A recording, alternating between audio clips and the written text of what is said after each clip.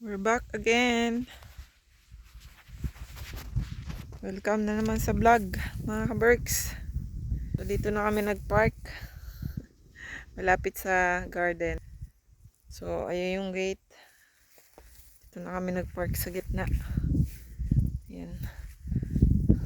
Alauna na. Tinanghali na kami ng punta dahil may mga pinick up pa kami. So, ayan.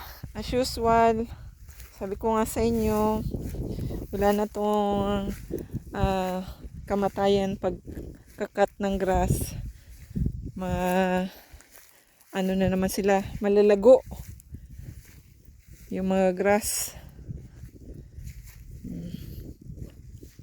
Ayan na yung mais. Ha? Dry? Kailangan na daw diligan. Masyado na daw dry. Dry na dry.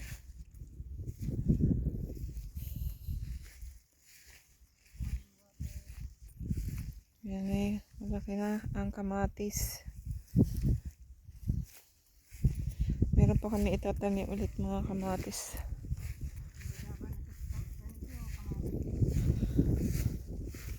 Ito yun din oh. Naka-recover ba? Last week? Ayan oh. Mukhang green na yung sitaw. Wala siyang maanuhan.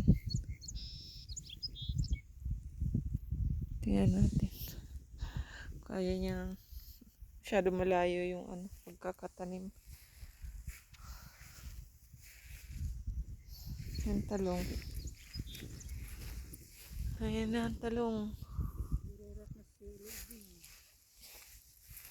Oh wow. May bulaklak na ang kamatis. Oh. Totoo ba yan? Yung sili may bulaklak. Mga bulaklak na yung sili.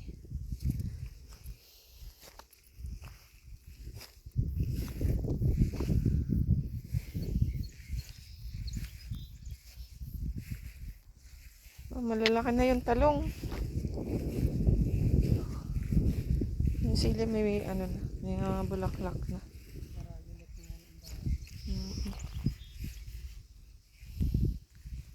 Let's hope for the best.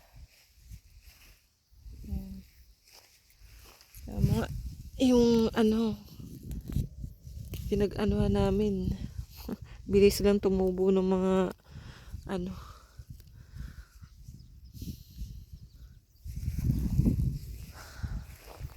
kailangan mapatungan kaagad yan ng mulch para hindi matuloy yung mga grass na tumubo.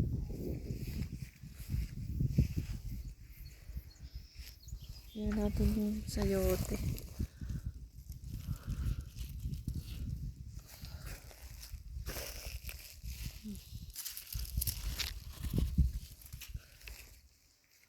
Hoping ako sa sayote mga ka-berks para next year.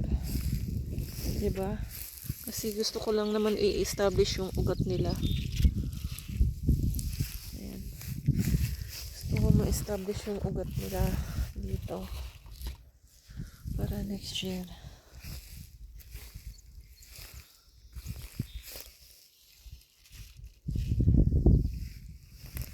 Napakaliit nito.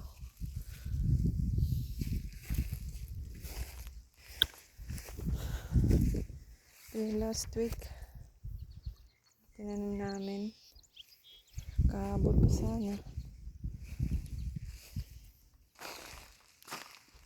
yung kamote.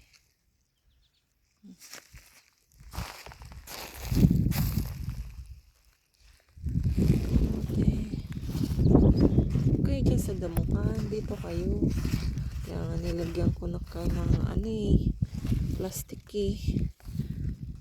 para makapag kayo.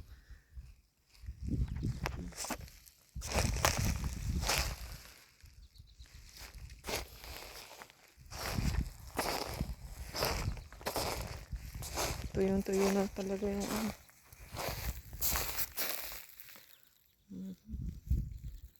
Kamote.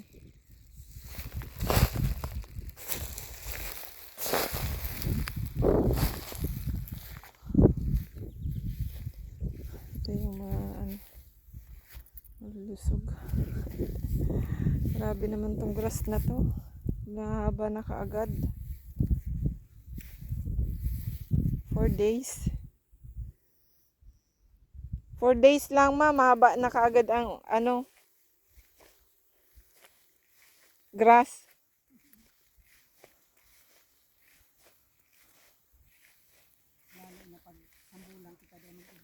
Yeah, mabalik sa naas dati.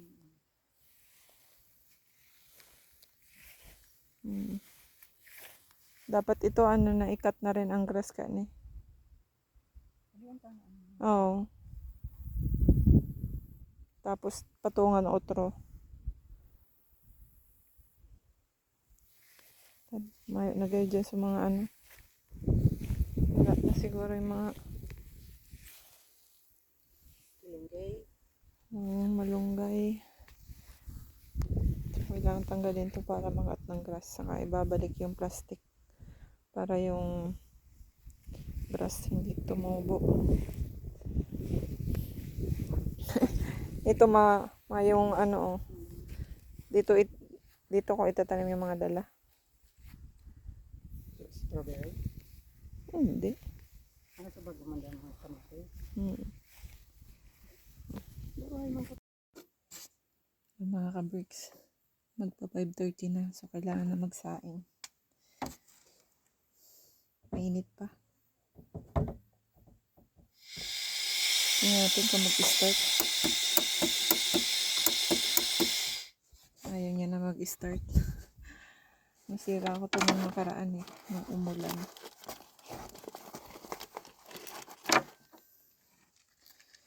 Ano, nabasa yung ano, yung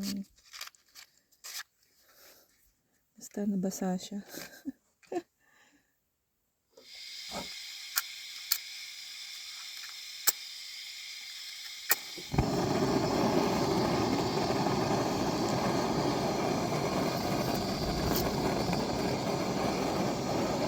Mahangin na naman.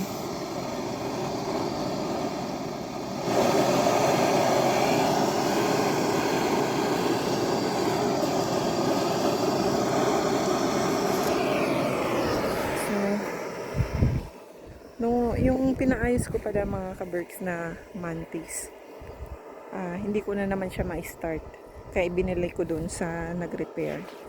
So ito,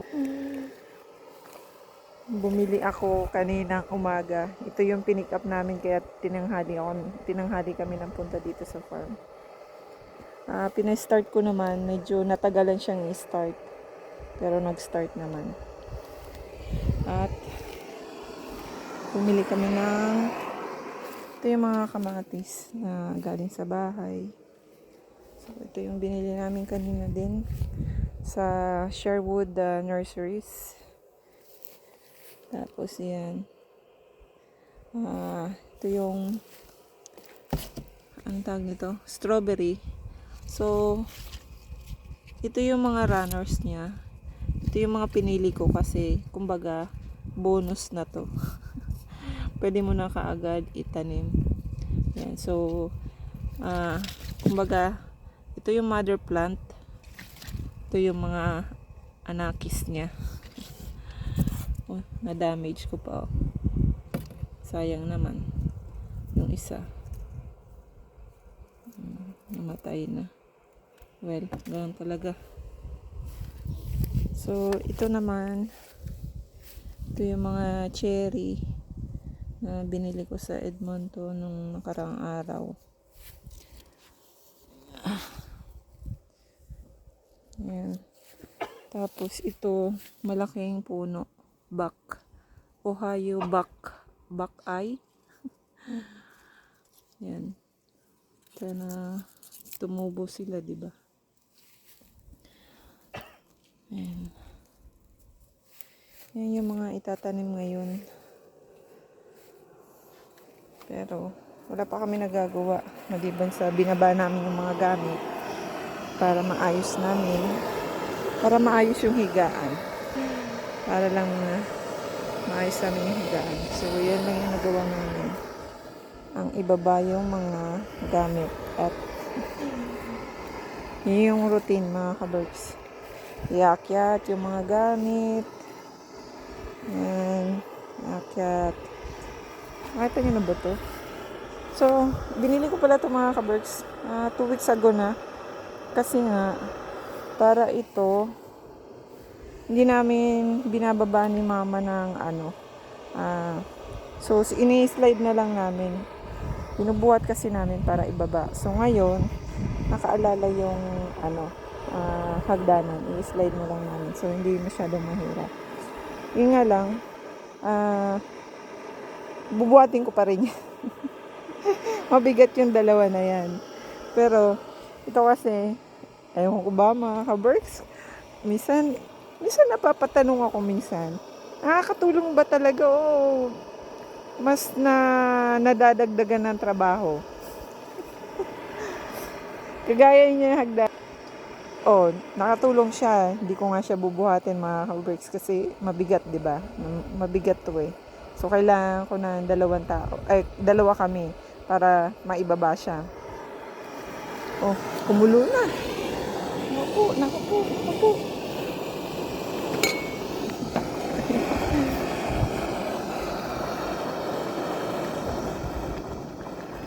Ayan na.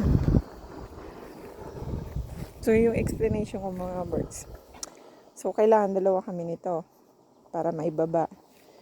So, ngayon, nung bumili ako ng hagdanan, hindi ko kailangan ng 2 tao.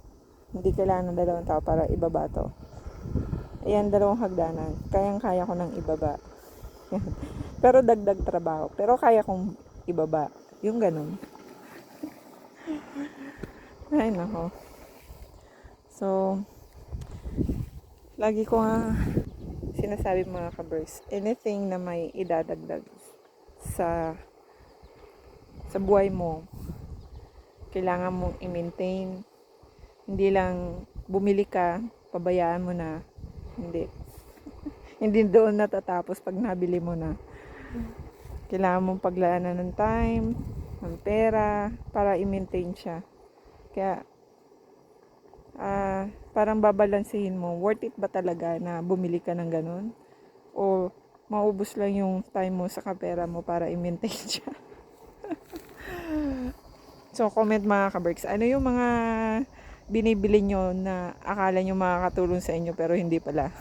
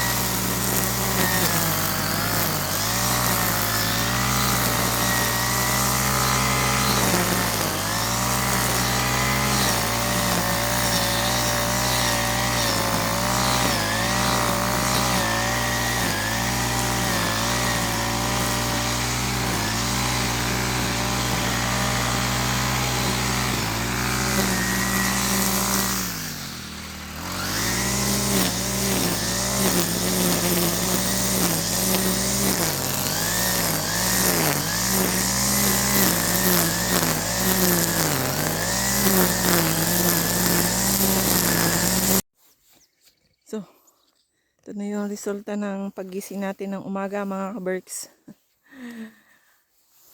So, dito ko itatanim yung strawberry saka raspberry. So, kailangan ko pang i-tilt yung tiller ang lupa para lumambot yung lupa. Pero matataas pa yung damo. Kakailangan din, pudpurin. Ito nga dinaanan ko na nung mower, yung push. Pero may grass pa rin, syempre. So, tabi pala to ng pond, mga kaberks. Ayan.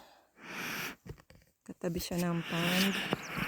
At yung pond, wala nang laman. Na-absorb na ng water. Ayan. Kasi nga, madalas na uminit. Nagta-30 na. So, yan. Nung nag-uulan, may tubig. Ngayon, inabsorb niya na lahat. Ayan. So, gusto kong hanapin mga kaberks yung tinanim namin dito ni mama na di ko alam kung ano to eh. Parang blueberry. Picturean ko nga sa Google kung anong klaseng halaman to. So, halberd willow pala yan mga kaberks. So, hindi siya blueberry. Pwede na nating yan. Ito nga eh. Halos kasi kamukha niya yung dahon. Kaya ako dito napili mga kaberks na itanim yung strawberry saka raspberry kasi hindi ko pa to nagagalaw. As in wala ako dito sa side na to nagagalaw o wala pa ako natatanim dito. So, itong side na to, ito yung pond. Ayun yung gate. Diyan sa gate na yan, sa harapan, meron na kami tinanim dyan ni mama ng mga halaman. Saka dyan, yan yung mga lilac, saka apple, saka blueberry. Diyan ako may tanim. So, after dito, wala na akong tanim dyan. Ayan. Kaya dito ko naisipan magtanim. Kumbaga, kung facing sa sa gate, dito sa left side, wala pa akong tanim. Ayan. Kaya gusto kong hanapin yung mga tanim namin ni mama dito. Kaso paano ko nga makikita kung ang tataas ng damo, di ba? Hindi ko pa natatawagan yung kapitbahay ko kung interesado siya dito sa grass na to eh. Kasi ang lalaki na. Yung iba nag-harvest na sila ng mga ng kanilang grass pang feed sa kanilang animals. Gusto kong makakita ng mga tanim namin ni mama eh.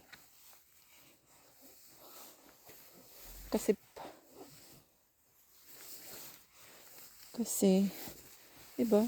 Sayang naman yung mga pinagpagura namin. Ito yung nangyayari pag pinapabayaan ang lupa.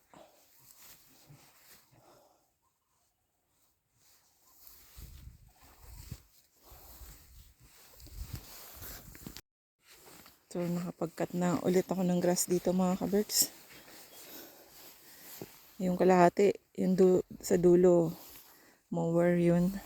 Dito, yung yung trimmer, string trimmer. Kasi hindi pantay-pantay ang lupa dito. Saka doon, sa unahan, mower yung pinangkat ko ng grass doon. Kasi medyo pantay ang lupa.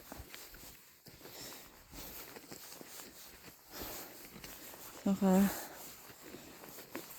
inanuhan ko na yung mga tinanim na trees. Dahil, mahaba na naman yung mga damo sa paligid ng pinagtaniman ko ng trees. Ayan.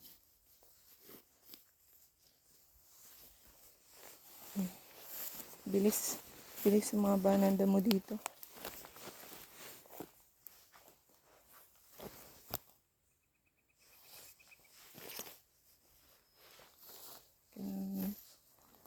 Natatakot ako kasi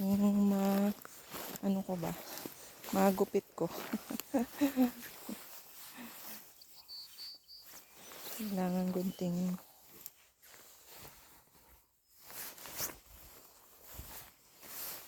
So tinanggal na ni mama yung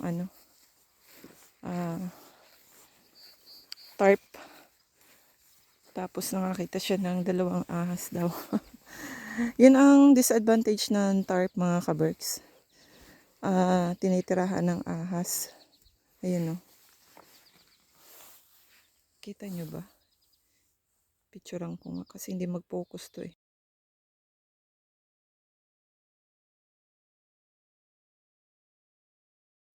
Good morning mga kaberks. So umaga na naman. Ito yung umaga namin dahil nag-thunderstorm na naman kagabi at masama na naman yung panahon. Kaya tingnan nyo naman yung langit. Nag-iimpake na naman kami. Ayan. May tubig na naman dun. Oh. Ganyan kalakas yung ulan kahapon sa hangin. At pati yung mower busa. So, impake na naman. At yung namin yung A-frame binuwag. Umangat yung kahoy. So, buti na lang maayos naman yung cherry. So, hindi pa namin ito itatanim ngayon kasi hindi pa ako nakapag-cut ng grass. Pero yung dun sa yung bagong gamit hindi rin gumana. So, ayusin ko ulit yan. Itong maaayos ko. So, yung cherry saka yung raspberry, ito yung ginawa kong kahapon. Ayan. Nakat ko na. Tatanim na lang yan. Kaso paano nga itatanim? Masama ang panahon. Ayan. Baka iwanan ko na lang yan muna dito. Next week na lang. Ayan. Saan punta ako dito next week? Ayan. Para maitanim ko. Saka inas ko yung neighbor ko na ikat niya na. I-harvest niya na yung mga grass dito. Ipakain niya sa kanyang alaga. So, yun mga kaberks. Mag-impake na kami dahil sa forecast hindi lilinaw ang langit. May thunderstorm ulit. So, mag-impake na kami para dumating man. Nasa biyahe na kami. Pauwi na kami. Ayan. Bahang-baha. Mababa ang na to. Kailangan tong imbakan. Ayan. So, ito ang buhay dito. Pag wala ka sa building na nagtatrabaho inside, yan. So, pag nasa hospital ako mga ka-Berks, na naglilinis, hindi ko ramdam kung may thunderstorm or whatever. Dito sa outdoor, ramdam na ramdam mo kung ano yung panahon. Ayan. So, appreciate all the farmers. Ang outdoor, hindi biro sa pagtatrabaho. Hindi lang farmers, marami. Marami nagtatrabaho outdoor. Yun. So, yan mga ka-Berks. So, chinecheck na ni mama yung kung ano na damage. Ayun siya. So, kailangan pa namin ayusin yun. So, magmadali na ako pag-impake mga ka-Berks. Dahil ang weather masama.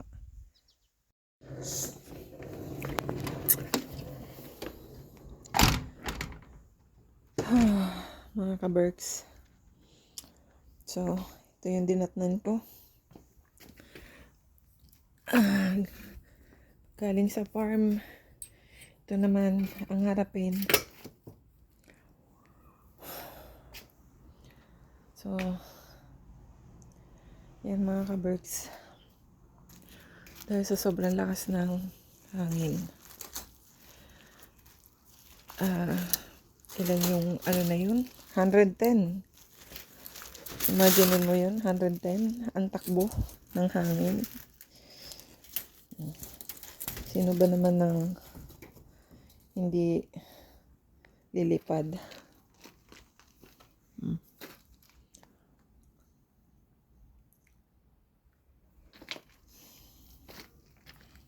Ay, buti na lang nandito lang sila. Ay, siniswerte pa. Kahit papano. At least pwede lang ibalik. Thank you, Lord. Thank you, Lord.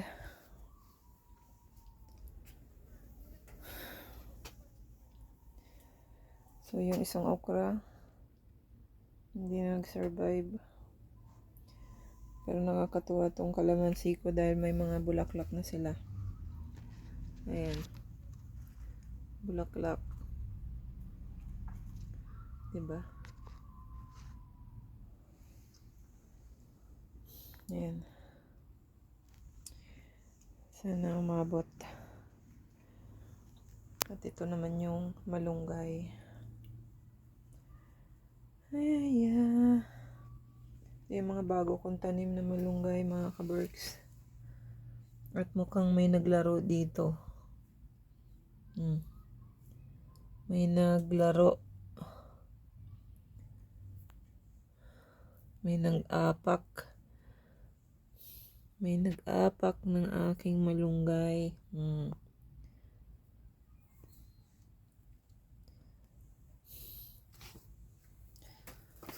At ano nangyari? Nahanginan ka rin kagabi. Kailangan ito ng tungkod. Wawa naman.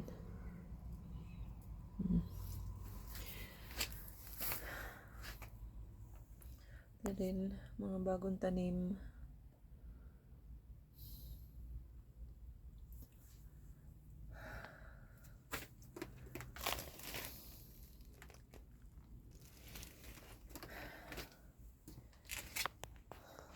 Kailangan lang ibalik yung takip mga ka-Berks. Ito yung pang-clip dyan.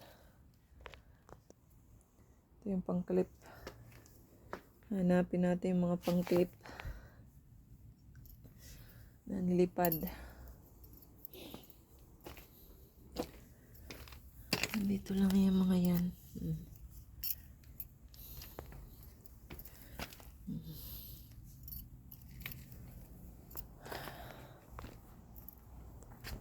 So, yan mga ka-Berks. Ayusin ko lang to. Ay.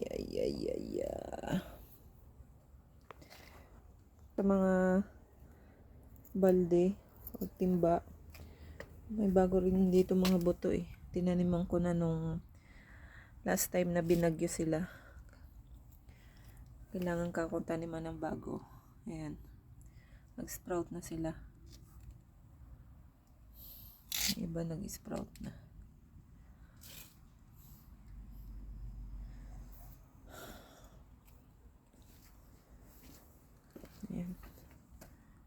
sprout na.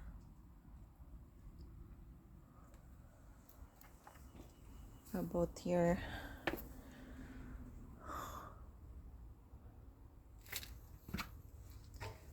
Oh, yung kamatis. Tumba na rin. Grabe yung hangin. Pati itong nasa baba. Nasa baba ang hangin, mga ka-berks. My goodness. Uy, may zucchini na. Zucchini. Nice. Kakapag-harvest tayo ng zucchini. How about kamatis? May bulaklak na.